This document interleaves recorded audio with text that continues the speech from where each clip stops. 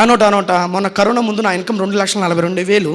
ఆ టైంలో వాళ్ళు చెప్పిన మాట ఏంటంటే, ఒకరోజు వాడికి వాళ్ళ కాలేజీలో తీసుకుంటున్నాం అంట కదా, ఊళ్ళో చాలామంది చెప్పారు, ఊళ్ళో కూడా చాలామంది పలానా మహేంద్రకి ఇంత ఇన్కమ్ ఇస్తున్నామంట, రాజశేఖర రెడ్డికి ఇంత ఇప్పిస్తున్నామంట, పలానా బషీర్కి ఇంత ఇన్కమ్ ఇప్పిస్తున్నామంట కదా, నన్ను కూడా నీ వెనకాల పాటు 6 నెలలు తిప్పుకుని ఏదో ఒక మంచి ఇన్కమ్ ఇప్పించు అన్నాడు.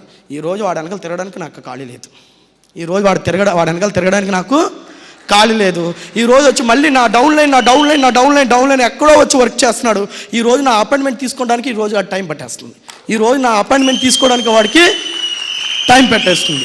సో నేను చెప్తున్నట్టే, మీ దగ్గర వచ్చే ప్రతి ఒక్క వ్యక్తిని కూడా, సో మీ అప్లైనర్ మీ దగ్గరకు వస్తున్నాడు, వాళ్ళని చిలకనగా చూడొద్దు. దయచేసి వాడిని చులకనగా చూడొద్దు. వాడు ఒక గొప్ప లైఫ్ తీసుకుంటే మీకు కూడా ఒక గొప్ప లైఫ్ ఇవ్వడానికి మీ దగ్గరకు వస్తున్న విషయాన్ని గమనించండి. ఇట్స్ నాట్ మై అప్లైనర్ బిజినెస్. నేను ఈ రోజు అందరూ ఒక మాట చెప్తున్నాను, మీరు ఏమనుకోవద్దు. ఈరోజు ఎవరైతే ఈ ట్రైనింగ్కి వచ్చారో, ఆల్మోస్ట్ మీరు వచ్చిన ట్రైనర్స్ అందరూ, మీరు వచ్చిన లీడర్స్ అందరూ ఇక్కడ ఫ్రంట్ రోలో ఉన్న అప్లైనర్లే. ఎస్, ఇక్కడ ఫ్రంట్ రోలో ఉన్నటువంటి మీ అందరికీ అప్లైనర్లే.